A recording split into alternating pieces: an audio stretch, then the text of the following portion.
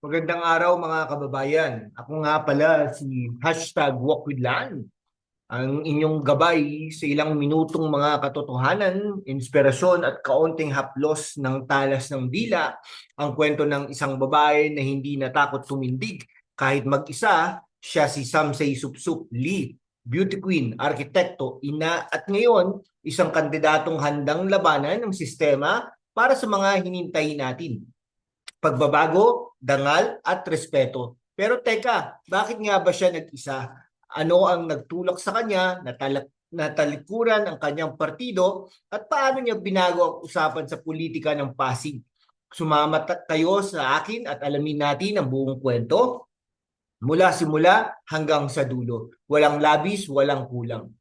Si Samsay Supsupli, hindi siya basta-basta beauty queen na nagpapakyut lang sa entablado. Third runner-up siya sa Miss Universe 2011, National Director ng Miss Universe Philippines, at isang arkitekto na may puso para sa serbisyo. Pero ngayon, siya ang naging headline, hindi dahil sa corona, kundi dahil sa isang desisyon nagpabago sa laro ng politika diyan sa Pasig. Kaya't simulan natin sa tanong, ano nga bang nangyari noong April 7, 2025?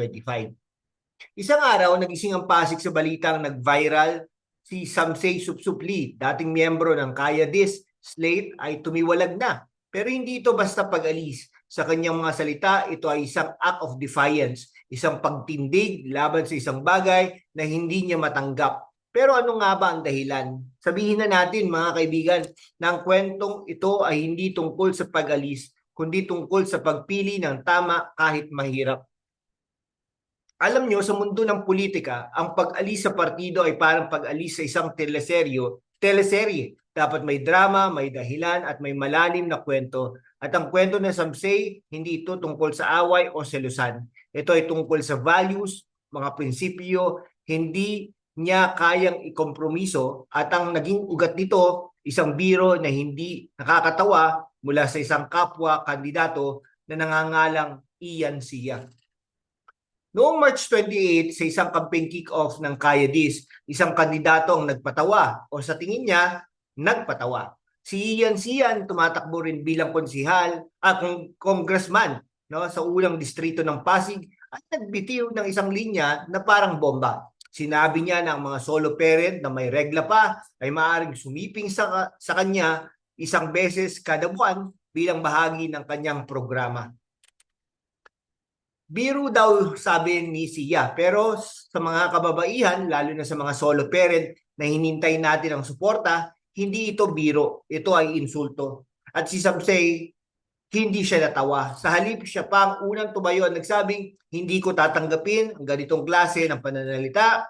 At mga kaibigan, doon nagsimula ang kanyang laban. Laban para sa respeto, para sa dangal, at para sa mga kababaihan na madalas ay underestimated or silenced. Si Samsay hindi lang tumindig para sa sarili niya, tumindig siya para sa lahat ng kababaihan na nararamdaman ang bigat ng diskriminasyon ng mga biro na hindi nakakatawa ng mga sistemang ginawa ng mga lalaki para sa mga lalaki. Sa kanyang pahayag sa Inquirer.net, sinabi niya, ang aking desisyon na maging independent ay hindi madali, pero kinakailangan ang tunay na serbisyo ay lampas sa partido. Ito ay tungkol sa pagtindig kasama ang mga tao, hindi sa likod ng politika. Mga kababayan, ito ang klase ng leader na hinintay natin. Isang babaeng may corona, pero mas pinili ang puso ng bayan kaysa sa kapangyarihan ng partido. Pero teka, hindi lang ito tungkol sa pag-alis. Ang kwento ng Samsay ay tungkol sa pagbuo. Pagbuo ng isang kilusan na nakabatay sa hope, truth, at integrity. At sa gitna ng kanyang laban, isang malinaw na mensahe ang kanyang ibinabato sa mundo. Ang mga kababaihan ay hindi lamang naririto para mag-kiss. Naririto kami para manindigan. At kung akala nyo na porket wala siyang partido, wala na siyang laban, mag-isip kayo ulit. Sabi nga ni Samsay, wala man akong partido sa likod ko, may mas malakas akong dala, ang tiwala ninyo. Ang mga kwento nyo at ang ating mga pangarap para sa Pasig. Aba, parang linya sa pelikula, pero totoo. At ang mga pangarap na yan, hindi lang para sa kanya, para sa bawat babae, bawat ina, bawat Pasigenyo na nagnanais ng pagbabago. Balik tayo ha kay Ian Sia. Matapos ang kanyang biro, naglabasan ng galit ng publiko mula sa mga ordinaryong netizens hanggang sa Commission on Elections. Lahat ay nagtaas ng kilay at si Sia, humingi siya ng paumanhin. Pero teka, parang pagkatapos lang ng backlash ha. At hindi pa natapos doon, ilang araw lang ang lumipas, muli siya nagbigay ng controversial na pahayag. Ngayon naman, tungkol sa body shaming ng kanyang asistente. Ay nako, parang script ng reality show na hindi natin hinihintay or hinintay. Pero habang si Sia ay nagpapaliwanag at nagpapalalala, si Samsey naman ay nagpapatuloy sa kanyang independenteng kampanya. Malinaw ang kanyang layunin, women empowerment, respeto at isang Pasig na ligtas para sa lahat. Sabi niya sa mga kababaihan na nahaharap sa diskriminasyon, hindi kayo nag-iisa at mahalaga ang boses ninyo. Ang tapang ninyo magpatuloy, iyan ang tunay na kapangyarihan. At dito mga kaibigan, nakikita rin natin ang tunay na leader. Hindi siya nagpapakita lang para sa boto, siya ay naririto para sa laban. Laban para sa mga solo parent na hinintay natin ang suporta, para sa mga kababaihan na hinintay natin ang boses, at para sa isang Pasig na tunay na makatarungan. Pero tanungin natin, paano niya gagawin ito bilang independyente? Ano ang kanyang plano? Bilang kandidato sa unang distrito ng Pasig, malinaw ang plataforma ni Samsey. Transparency, compassion, action, pero hindi ito mga salita lamang ha. Sa kanyang mga payag, binigyan din niya ang kahalagahan ng safe spaces para sa mga kababaihan. Mga lugar kung saan hindi kailangan magpaliit ang isang babae para lang tanggapin o manahimik para lang maging ligtas. At hindi lang yan, nangako rin siya ng suporta para sa mga solo parent, edukasyon para sa kabataan, at mas maayos sa pamamahala sa komunidad. At alam nyo, maganda kay Samsey, hindi siya nangangako ng langit at lupa. Siya ay nangangako ng gawa, gawa na may puso, gawa na may dangal, at sa gitna ng kanyang independyenteng laban, isang bagay ang malinaw. Hindi siya natatakot. Sabi nga niya, ang pag-iral natin bilang kababaihan ay isang akto na ng pagtindig laban sa sistemang hindi ginawa para sa atin. Pero teka, ano nga ba ang Pasig na hinintay ni Samsey?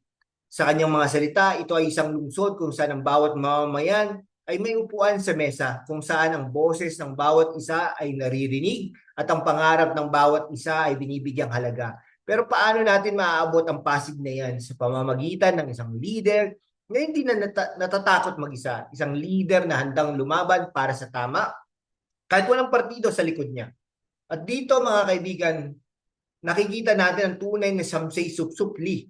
Hindi siya tumakas sa laban, sa halip. Hinintay niya ito. Hinintay niya ang pagkakataon na patunayan ng liderato ay hindi tungkol sa kung sino ang kasama mo, kundi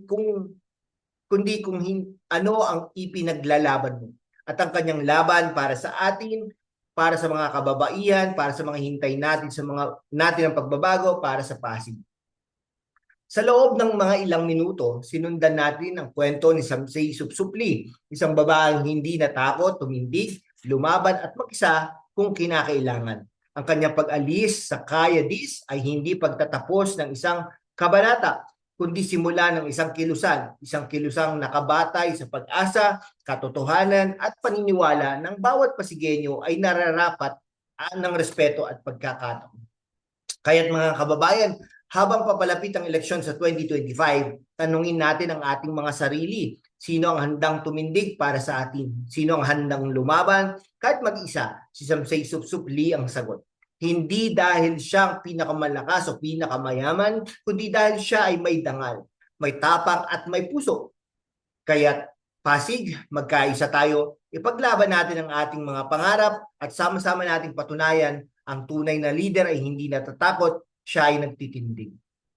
Hanggang sa muli mga kaibigan, ako po ang inyong gabay sa katotohanan at ito ang kwento ng isang babaeng hindi natakot. Magandang araw, magandang hapon, magandang gabi sa inyong lahat at magandang laban.